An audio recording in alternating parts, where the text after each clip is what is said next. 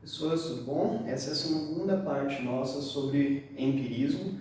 A primeira parte da aula sobre empirismo a gente se dedicou exclusivamente a falar sobre um filósofo chamado Francis Bacon, mais especificamente ainda sobre a sua obra Novo Organum, a crítica que ele fez ali ao método aristotélico e, mais destacadamente, a chamada teoria dos ídolos.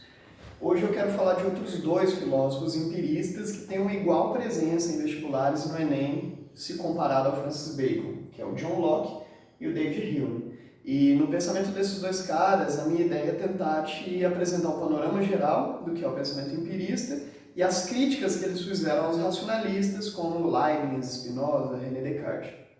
O primeiro passo para compreender isso é trabalhar com a ideia do método indutivo.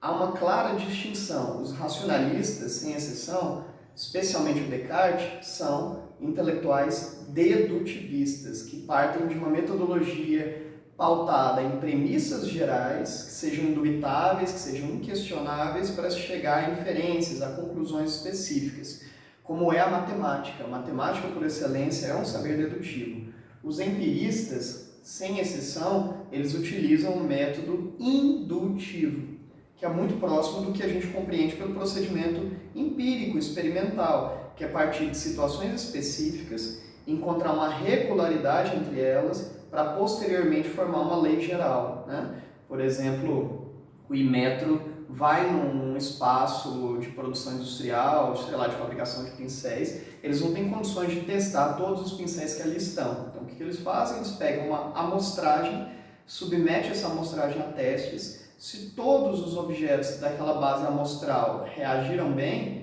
o que se chega? A uma conclusão global de que todos os pincéis daquela fábrica estão aprovados pelo Inmetro e têm um selo de qualidade.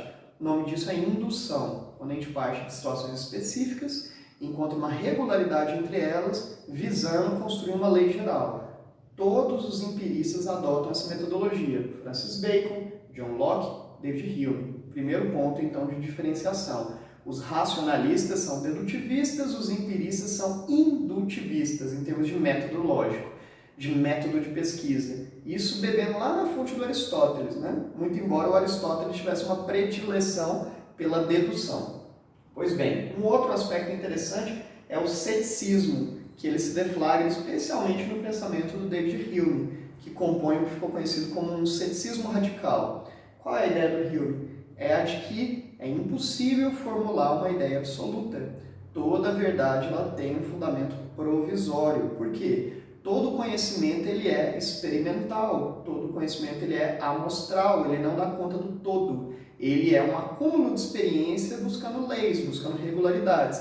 Mas não há verdades definitivas. Há verossimilhança, há probabilidade, há um aumento das possibilidades da compreensão de um dado conhecimento, mas nunca a totalidade dele. A gente chama isso de ceticismo. Essa ideia começou lá com Pirro, não sei se vocês se lembram, lá do período helenístico, final da Antiguidade. Um outro ponto interessante dos filósofos empiristas é a ideia de causalidade. Para eles, nem a ideia de causa e efeito ela é um dado da natureza humana. A gente não é inato, digamos assim. A gente aprende noções de causalidades por meio do hábito, por meio da repetição.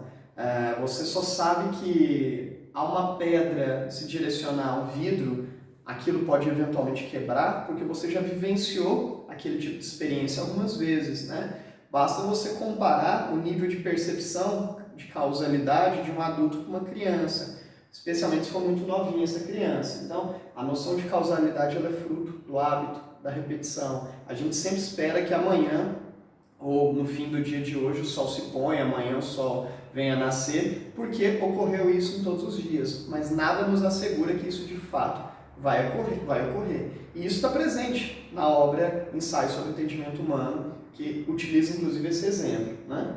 Outro aspecto importante é de que não existem ideias inatas, como defendiam os racionalistas. Inatura, a gente já nasce com a disposição, a habilidade para a razão é inata. Vários teóricos essencialistas diziam isso. Parmênides, Sócrates, Platão, Agostinho, Descartes, na Idade Moderna. Para os empiristas isso não é razoável, não existem ideias inatas. Enquanto os racionalistas, como Descartes, entendem que a razão vem de dentro para fora, do eu pensante para o mundo, cogito ergo sum, penso logo existo, para os empiristas a operação é inversa, o conhecimento vem de fora para dentro, das relações sensoriais, experimentais, intuitivas, exteriores, para o sujeito de pensamento. A razão vem de fora para dentro, para os empiristas. Nesse sentido, tanto Locke quanto Hume defendem que as ideias partem de ideias simples, que eles chamam de qualidades primárias, para qualidades secundárias. O que seria isso? Primeiro, ali nos primeiros momentos da minha vida, eu apreendo noções primárias. A noção do que é quente, do que é frio, do que é amargo, do que é doce, do que é salgado. Essas são impressões, qualidades primárias. Depois a gente vai, no acúmulo dessas experiências, criando qualidades secundárias, que é a capacidade de formar juízo. Gosto disso, não gosto daquilo, acho nojento, acho gostoso. Isso é um procedimento posterior e que não é dado de forma inata. É fruto da repetição, do hábito, da experiência. Pois bem, nesse sentido, defendem os empiristas, especialmente Hume, a ideia de que, o Locke também, mas especialmente o Hume, a ideia de que todo tipo de teoria que a gente constrói, ela é fruto de um sistema de crenças, mas não crença religiosa, crença científica mesmo. Por exemplo, quando um cara do Inmetro testa 1000 pincéis ou 10.000 pincéis e todos eles reagiram bem, quando 1 milhão de pincéis ganham o selo do Inmetro por terem vindo da mesma indústria, isso é um sistema de crença. Com base naquela base amostral, eles fundamentaram uma verdade global sobre todos os pincéis vindos daquela indústria. Nada assegura que todos terão qualidade. Aquilo é um sistema de crença. Um sistema de crença baseado no quê? Na repetição, no hábito. Então, se eu testei um produto caindo 50 vezes e ele não quebrou, a gente presume que todos os produtos que saem daquela indústria, baseados naquele mesmo critério, vão suportar aquelas quedas. Isso é um sistema de crença. A ciência também é fundamentada numa crença, já que a gente não dá conta de experimentar a totalidade dos fenômenos da natureza, dos fenômenos do mundo. Há uma outra tese importante entre os empiristas, que é o que eles chamam de verdades da razão e verdades de fato. O que seria uma verdade da razão? São demonstrações meramente teóricas, como demonstrações matemáticas, aquelas que o racionalista Descartes priorizava tanto. A verdade da razão é meramente uma verdade teórica, que ela, sem qualquer aplicação prática, não tem qualquer utilidade, como a matemática pura, que é um saber excepcional, uma ferramenta excepcional, mas que sozinha não tem grande utilidade, diziam os empiristas. O que seria uma verdade de fato, então? É uma verdade aplicada ao mundo, aos fenômenos experimentais, aos fenômenos sensoriais. Deve se articular uma com a outra. A grande crítica dos empiristas é que uma teoria filosófica, como a que propunham os racionalistas, que nega em absoluto o mundo experimental, o mundo empírico, torna-se uma filosofia limitada, uma filosofia que até um dado estágio não consegue ir adiante, não consegue caminhar. Verdades teóricas são muito fundamentais, muito importantes, mas elas têm que ser aplicadas ao mundo sensorial, ao mundo empírico. Todo conhecimento só é desenvolvido a partir de impressões sensoriais, a partir de impressões empíricas, já que não existem ideias inatas.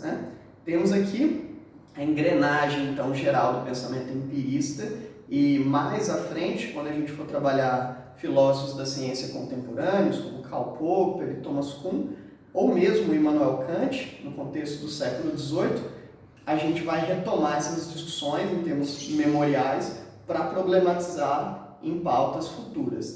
Teoria do conhecimento. Trabalhamos racionalismo, trabalhamos empirismo. A próxima etapa nossa, em termos de sequência de conteúdo, é trabalhar o criticismo, a terceira grande teoria do conhecimento da Idade Moderna. Essa fundamentada pelo Immanuel Kant, filósofo prussiano, ali do século XVIII, mas isso é pauta para aulas futuras, tá bom? Então, por hoje é só, pessoas. Tchau, tchau.